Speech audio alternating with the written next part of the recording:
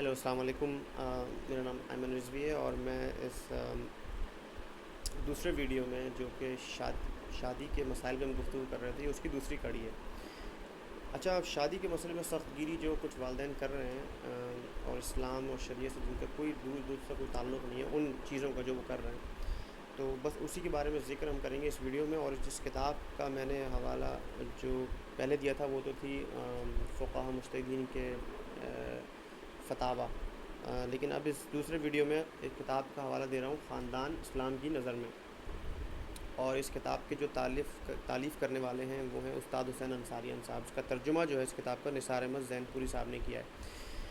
اب ہم جو ہیں وہ ان چیزوں کا ذکر کریں گے جو انہوں نے اس کتاب میں ذکر کیا ہے، میں آپ تک وہ پہنچانے کی کوشش کروں گا۔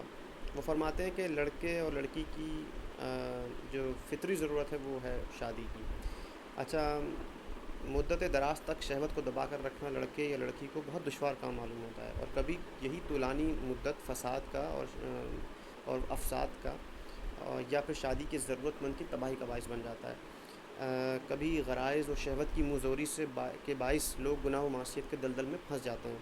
کبھی لڑکے لڑکی کی شادی میں رکاوٹ کھڑی کرنے سے مشکل پیش آ جاتی ہے اور وہ مختلف امراض میں مبتلا ہو جاتے ہیں۔ کبھی ایک طرف سے رغبت اور دوسری طرف سے اس کے سلسلے میں ہونے والی موانع اور رکاوٹیں جو ہیں وہ عشق و عاشقی کو وجود میں لے آتی ہے، اور پاک دامن جو آلودہ ہو جاتے ہیں، اور ملک کا سرمایہ جوان جو ہیں وہ خودکشی کر لیتے ہیں۔ ہمیں دیکھنے میں آتا ہے یہ۔ اگر شادی کی عمر ہو جانے پر بچے والدین سے شادی کرنے کے لیے کہتے ہیں تو بعض والدین انہیں بچہ سمجھتے ہیں اور ان کی اس درخواست کو بے حیائی اور جسارت پر حمل کرتے ہیں، اور بچوں کو کچاو کے لگاتے رہتے ہیں، انہیں ذلیل کرتے ہیں، ان کے ساتھ ایسا سلوک کرتے ہیں کہ جن سے ان کا حوصلہ پست ہو جاتا ہے۔ اگر قوی ایمان کے حامل نہ ہوں تو خود کو کجروی اختیار کرنے پر مجبور سمجھنے لگتے ہیں۔ ظاہر ہے وہ مضبوط نہیں ہوں گے بچے اور وہ جوان، تو پھر غلط چیزوں میں ان کا مائنڈ جو ہے وہ چلا جائے گا آسانی سے، اور خاص طور پہ ایسے ماحول میں کہ جہاں پہ اگر آپ مثال کے طور پہ یورپ میں، یو ایس اور کینیڈا میں رہ رہے ہیں، باہر کے ممالک میں رہ رہے ہیں جہاں پہ مکمل آزادی ہے ہر چیز کی، تو پھر تو کوئی مسئلہ ہی نہیں ہے ان کے لیے، وہ کسی بھی طرح کی برائی میں بہت جلد آلودہ ہو سکتے ہیں۔ بعض خاندان لڑکی یا لڑکے والوں کے سامنے ایسی شرطیں رکھ دیتے ہیں کہ جن کو پورا کرنا ان کے لیے بہت دشوار یا ناممکن ہوتا ہے، اور اپنی شرطوں کو پورا کرانے کے لیے اتنی کوششیں کرتے ہیں کہ لڑکے لڑکی کی شادی کا زمانہ گزر جاتا ہے، جو پیک ٹائم ہوتا ہے ان کی شادی کا، اور چمن انسانیت کے پھول بکھر جاتے ہیں۔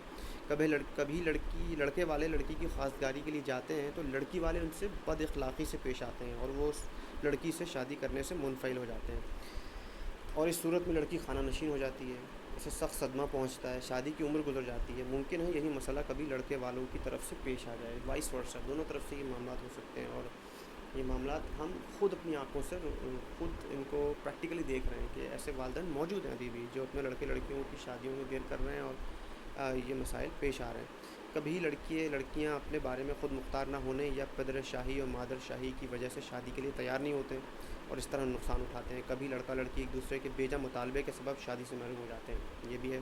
ان چیزوں کو اسلام انصاف و مروت کے خلاف اور اخلاق انسانی کے منافی اور غیر شرعی قرار دیتا ہے۔ اسلام سختی کرنے والوں کو دھمکی دیتا ہے کہ اس کا نتیجہ دنیا و آخرت میں تمہارا دامن گیر ہوگا۔ ایسے والدین جو اپنے بچوں کی شادیوں میں دیر کر رہے ہیں، ایسے والدین جو اپنے بچوں کی شادیوں کے لیے مسائل پیدا کر رہے ہیں، لڑکے لڑکیوں کی پسند کو مد نظر نہیں رکھ رہے، اور ان کی پسند کو، جس کو وہ پسند کرتے ہیں، ان کی تضحیق کر رہے ہیں، ان کا مذاق اڑا رہے ہیں، ان کی برائیاں کر رہے ہیں ان کے سامنے، تو ظاہر ہے کہ اسلام ان کا دامن گیر ہوگا کیونکہ وہ غلط کام کر رہے ہیں۔ اسلام کہتا ہے کہ خدا ان لوگوں کے لیے آسانی چاہتا ہے کہ جو کہ تمام امور میں آسانی چاہتے ہیں، اور جو سخت گیر ہیں ان سے سخت مواخذہ کرے گا۔ جو لوگ اس مسئلے میں سختی کرتے ہیں وہ لڑکے لڑکی کی فطری اور انسانی خواہشوں سے جنگ کرتے ہیں۔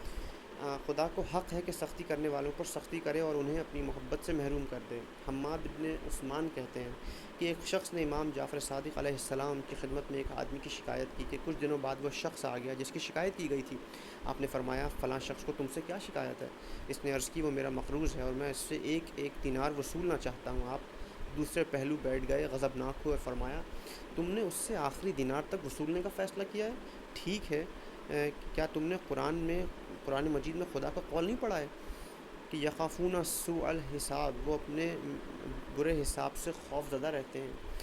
کیا تم یہ سمجھتے ہو کہ بدترین حساب کے یہ معنی ہے کہ خدا بندے پر ظلم کرے گا؟ خدا کی قسم ایسا نہیں ہے، وہ صرف اپنے عمل کے ذرے ذرے کے حساب سے ڈرتے ہیں۔ جان لو فمن استقصا فقد اساء، جان لو کہ جو شخص حساب میں اتنی سختی کرتا ہے وہ برا کرتا ہے۔ شادی کے مسئلے میں سختی کرنے والے والدین اور لڑکے لڑکی کو ڈرنا چاہیے اور اس غیر انسانی فعل سے پرہیز کرنا چاہیے. انہیں شادی کے لیے راستہ ہموار کرنا چاہیے, اس کی شرطوں کو آسان کرنا چاہیے. لڑکی کی شادی آسان شرائط کے ساتھ اور لڑکی کی شادی معمولی پروگرام کے تحت کرنے سے فساد اور گناہ کا سد باب ہو جاتا ہے. تو صرف ابھی ہم نے ایک ٹاپک پڑھا ہے جس میں کہ شادی کے مسئلے میں سخت گیری نہ کی جائے. والدین کر رہے ہیں, جیسا کہ میں نے پہلے والی ویڈیو میں بھی عرض کیا تھا اور دوبارہ بھی عرض کروں کہ شادی کا جو جانچنے کا کرائٹیریا رکھا ماں باپ نے لڑکی کے وہ یہ رکھا کہ لڑکے کو ای میل کیا, یعنی لڑکے سے ملاقات نہیں کی والدین نے, اور اس کو ای میل کیا, ای میل کے ذریعے اس سے سوالات پوچھے. اب وہ لڑکا بھی ظاہر ہے کہ تھوڑا اپنی طرف سے خوف زدہ کہ پتہ نہیں کیا مسئلہ ہے جو یہ کہہ رہے ہیں, بھائی ویسے کرتے چلو. انہوں نے ای میل کیا, اس لڑکے نے ای میل کے ذریعے جوابات دیے. اب ان جوابات کے جواب میں ایک ای میل اور آیا اور بس تیسرے ای میل میں ریفیوز کر دیا کہ بھائی ہم سمجھتے ہیں کہ تم ہماری لڑکی کے لیے قابل نہیں ہو, تو ہماری لڑکی کا خرچہ نہیں اٹھا سکو گے, یا جو بھی انہوں نے اپنا اس کو معیار بنایا. تو مطلب وجہ کوئی پراپر بیان نہیں کی اور ریفیوز مسئلہ ایسے ایسے کر دیا کہ جیسے کہ وہ بالکل 100% صحیح ہو. تو یہ گناہ کی بات ہے, اور یہ آپ اس کے ٹاپک میں سن چکے ہیں کہ خدا ان ایسے لوگوں کا سخت مواخذہ کرے گا, کیونکہ وہ لڑکے لڑکی کی فطری خواہشات سے لڑ رہے ہیں. انشاءاللہ اب تیسرے ویڈیو میں آپ ایک تھرڈ ٹاپک کو ملاحظہ فرمائیں گے, وہ بھی اسی سے ریلیٹڈ ہے, اور یہ مسئلہ انتہائی اہم ہے ہمارے معاشرے کا. ہمیں اپنے آپ کو چینج کرنا ہوگا, ہمیں اپنے آپ کو تبدیل کرنا ہوگا. ہمیں وہ کرنا ہوگا جو ہمارے ائمہ, ہمارے رسول خدا صلی اللہ علیہ وآلہ وسلم اور ان کی اولادوں میں, ان کے ائمہ نے, اہل بیت نے ہمیں سکھایا ہے. نہ یہ کہ ہم وہ کریں کہ جو اس دنیا میں لوگ کر رہے ہیں, اور اسی میں ہماری کامیابی کا راز ہوگا اگر ہم ائمہ, رسول اور ائمہ کی سیرت کو اپنائیں گے. شکریہ. خدا